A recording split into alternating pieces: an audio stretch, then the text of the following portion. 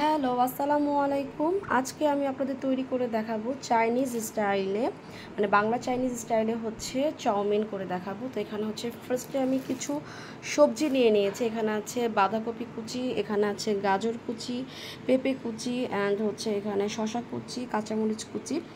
আপনারা চাইলে কিন্তু লাস্টে টমেটো, ক্যাপসিকাম, পেঁয়াজ পাতা এগুলো কিন্তু অ্যাড করতে পারেন। তার সাথে আমি ইউজ করবো আরও যা সেখানে হচ্ছে আমি এখানে বয়েল করে নিয়েছি এরকম নুডলস। এটা হচ্ছে একটু মোটা টাইপের নুডলসটা আমি ইউজ করছি, যেটা হচ্ছে আমি 90% হচ্ছে বয়েল করে নিয়েছি। এখানে আমি নিয়েছি হচ্ছে চিংড়ি মাছ, সসেজ আর হচ্ছে চিকেন ভাজা। চিকেনটাকে হচ্ছে আমি আদা রসুন, তারপর হচ্ছে সয়া সস, ভিনিগার, লবণ, সামান্য একটু চিনি, তারপর হচ্ছে জিরে গুঁড়া, তারপর হচ্ছে ধনে গুঁড়া, তারপর এই সামান্য মতো তেল চাইলে অ্যাড করতে পারেন, নাও অ্যাড করলেও হয়, অনেকে দেয় আর কি। সব নর্মালি যেগুলো দিয়ে ম্যারিনেট করে চিকেন, সেটা দিয়ে হচ্ছে আমি এটা ম্যারিনেট করে ভেজে নিয়েছি। অ্যান্ড সাথে কিন্তু একটু ময়দা কোট করে আমি ভেজেছি। তারপর হচ্ছে চিংড়ি মাছটা হচ্ছে আমার বয়েল করা ছিল, যেহেতু আমার এটা ফ্রোজেন করা ছিল। আর সসেসটা হচ্ছে অপশনাল, পুরোপুরি চিংড়িটা অপশনাল, আপনারা চাইলে এটা স্কিপও করতে পারেন। সাথে হচ্ছে আমি কিছু পেঁয়াজের কিমা, রসুন কিমা নিয়েছি, এটা আমরা ভেজে নিব। সাথে এখানে হরেক পদের সস লাগবে, যেটা আমি পরবর্তীতে বলবো কী কী লাগবে। এখন এখানে একটি আমি কড়াই নিয়ে নিলাম, একটা ফ্রেশ কড়াই ধুয়ে নিয়েছি, এবং এটাতে হচ্ছে এখন দিয়ে দেব পরিমাণ মতো তেল। এখানে আমার 1 প্যাকেট নুডলস আছে, সেটার জন্য আমি নিয়ে নিলাম এখানে মোটামুটি 3 টেবিল চামচ পরিমাণের হচ্ছে সয়াবিন অয়েল। আপনারা কিন্তু চাইলে এখানে প্রথমে ডিরেক্টলি বাটারও ইউজ করতে পারেন। আমি নিজেও বাটার ইউজ করব, বাট একটু পরে।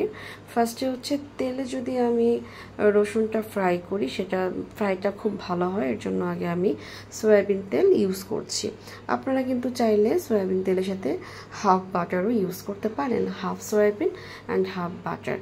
এখন হচ্ছে আমি প্রয়োজন মতো রসুন কুচি দিয়ে দিলাম। রসুন কুচিটা ভাজার পর তার মধ্যে আমি এখানে 3টা ডিম দিয়েছি, মোটামুটি সাইজের, একটু বড় সাইজেরই আমি দেওয়ার ট্রাই করেছি। রসুনটা হালকা গোল্ডেন ব্রাউন হয়ে গেলে তার মধ্যে আমি ডিমটা ছেড়ে ডিমটাকে ভালো মতো আমি একটু ভেজে নিব। তারপর এই যে আমি এখন ইউজ করছি এখানে 1 টেবিল চামচ পরিমাণ বাটার।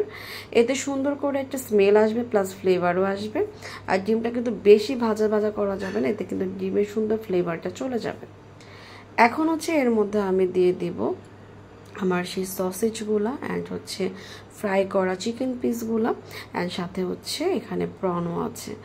এখন হচ্ছে আমি খুব ভালো মতো এটাকে একটু ভাজা করে নিব। ডিমটা একটু হালকা নরম থাকা অবস্থায় যদি আপনি চিকেন, প্রন অ্যান্ড বাকি উপকরণ যদি এগুলো দিয়ে দেন, তাতে কিন্তু ডিমটা হালকা ফ্রাই হবে, খুব বেশি খটখটে হয়ে যাবে না। খুব বেশি খটখটে হয়ে গেলে কোনো কিছু কিন্তু খেতে জুসি লাগে না। এখন হচ্ছে এর মধ্যে যে আমি কেটে রেখেছিলাম একে করে সেই সবজিগুলো দিয়ে দিব। ফার্স্টে আমি দিয়ে দিলাম এখানে গাজর কুচি, তারপর দিচ্ছি আমি একে করে বাঁধাকপি। এখানে এরকম কোনো ধরা বাঁধা নিয়ম নাই যে আপনি কোনটা আগে দিবেন। তারপর হচ্ছে আমি দিয়ে দিব বাকি যে সবজিগুলো। তো আমার গাজর অ্যান্ড বাঁধাকপি ঢালা শেষ। এরপর হচ্ছে আমি দিয়ে দিচ্ছি শসাগুলো। অনেকে কিন্তু নুডলসে শসা ইউজ করে না, অনেক চাইনিজও করে না, করলেও কিন্তু মাঝখানে শ্বাসটা বাদ দিয়ে দেয়, বাট আমি এটা সহই নিয়েছি, কারণ আমার কাছে কেন জানি ভালো লাগে এটা সহ নিলে। তারপর হচ্ছে পেঁপে কুচিগুলো সহ আমরা দিয়ে দিলাম। পেঁপে কুচিগুলো কিন্তু যেহেতু নরম, আমি খুব চিকন করে কেটেছি, চাইলে কিন্তু এটা আপনি একটু পরেও দিতে পারেন, কারণ যেগুলো হচ্ছে একটু সফট টাইপের সেগুলো, যেমন আমি যেহেতু অনেক চিকন করে কেটেছি, পেঁপেটা একটু সফট ছিল, চাইলে কিন্তু পরেও অ্যাড করতে পারতেন। এখন হচ্ছে ভালো মতো মিক্স করে হয়ে যাওয়ার পর এখন হচ্ছে ফার্স্ট আমি দিয়ে দিলাম এখানে সোয়া সস। এখন আমি এখানে ডার্ক সোয়া সস ইউজ করেছি, আপনারা কিন্তু চাইলে লাইট সোয়া সস ইউজ করতে পারেন। তারপর দিয়ে দিলাম ফিশ সস, আর এখন দিলাম হচ্ছে ওয়েস্টার সস। দিয়ে এখন আমি ভালো মতো মিক্স করে নিলাম সবজির সাথে চিংড়ি, সসেজ অ্যান্ড চিকেনগুলো। এখন হচ্ছে ভালো মতো মিক্স অ্যান্ড ভালো মতো একটু সবজিটা কুক হয়ে যাওয়ার পর, খুব বেশি যে পেকে, মানে আপনি সবজি যত পেকে যাবে তখন কিন্তু খেতে ভালো লাগবে না, একটু কচকচা থাকা অবস্থায় একে করে আমি কিন্তু এখন নুডলসগুলো দিয়ে দিচ্ছি। অ্যান্ড আপনারা কিন্তু খেয়াল করে দেখছেন যে আমার নুডলসে কিন্তু কোনো পানি লাগানো নাই, কারণ আমি নুডলসটা বয়েল করেছি হচ্ছে লবণ আর একটু সামান্য তেল দিয়ে। তারপর কিন্তু এটা আমি ঠান্ডা পানি দিয়ে ধুয়ে কতক্ষণ আমি ঝরা দিয়ে রেখেছি, যার জন্য কিন্তু আমার নুডলসটা এরকম সুন্দর শুকিয়ে ড্রাই হয়ে গিয়েছে। এতে কিন্তু তার নুডলস বা চাউমিনের স্বাদ কিন্তু বহুগুণে বেড়ে যায়। এখন হচ্ছে আমি চাউমিন বা নুডলসটা দেওয়ার পর এখন খুব ভালো মতো আমি মিক্স করে নিব। আমি এবার আজকে খুব এখন বলছি, কেন জানি না, এখন হচ্ছে আবারও বলছি, এখন হচ্ছে খুব ভালো করে মিক্স করে নিলাম। আমার কাছে মনে হয়েছে আর একটু ফিশ সস দিলে এটার টেস্টটা বাড়বে, কারণ আমার কোয়ান্টিটি অনেক বেশি ছিল। তো আমি আবার একটু ফিশ সস দিলাম, আবার একটু সয়া সস দিলাম, সেটা ডার্ক হোক কি লাইট, আমি ডার্কটা ইউজ করেছি। এখন হচ্ছে আমি দিয়ে দিলাম এখানে টমেটো সস দেওয়ার পর আমি ভালো মতো মিক্স করে নিব। ভালো মতো মিক্স করলে দেখতে পাবেন যে এটার কালারটা চেঞ্জ হয়ে আসতেছে, লুকটাও চেঞ্জ হয়ে আসতেছে, আপনারা দেখতেই পাচ্ছেন। তারপর দিলাম আমি এখানে মোটামুটি 1 টেবিল চামচ পরিমাণ চিনি। আরেকটা কথা বলা খুবই ইম্পর্ট্যান্ট, সেটা হচ্ছে আপনারা কিন্তু খেয়াল করেছেন আমি কিন্তু কোনো আলাদা করে লবণ ইউজ করি না, কারণ এখানে এত পরিমাণ সস ইউজ করা হয়েছে বিভিন্ন ধরনের, এবং প্রত্যেকটার মধ্যে কিন্তু প্রচুর পরিমাণে লবণ থাকে। অ্যান্ড হচ্ছে আমি যখন নুডলসটা সিদ্ধ করেছিলাম বা চাউমিনটা সিদ্ধ করেছিলাম, তখন ওটার মধ্যে কিন্তু আমি সল্ট দিয়ে বয়েল করে নিয়েছিলাম।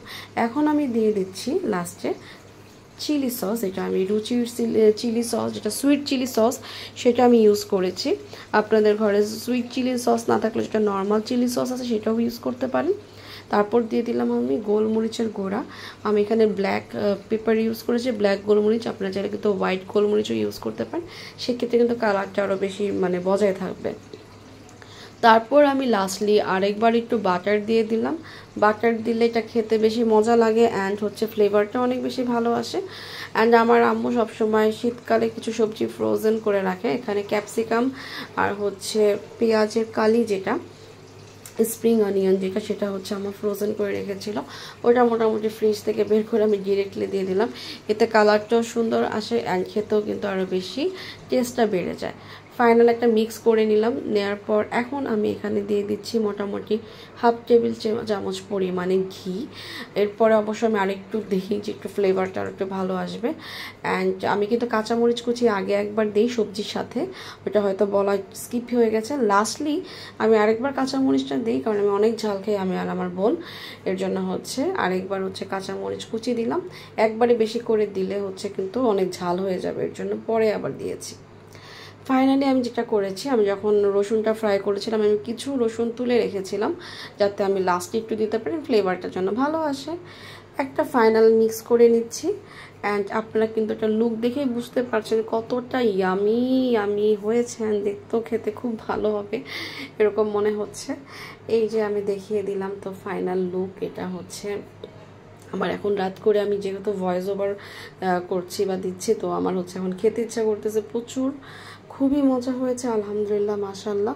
আপনারা কিন্তু সবাই এভাবে বাসায় ট্রাই করে দেখবেন, আর তখন আমাকে সবাই একটা করে থ্যাঙ্কস দিবেন যে আসলে খেতে অনেক বেশি মজা হয়েছে।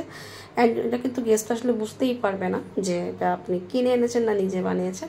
তো 2 বোনের জন্য 2 প্লেট রেডি। তো বাসায় সবাই ট্রাই করবেন। আজকে এই পর্যন্ত, সবাই ভালো থাকবেন, আল্লাহ হাফেজ।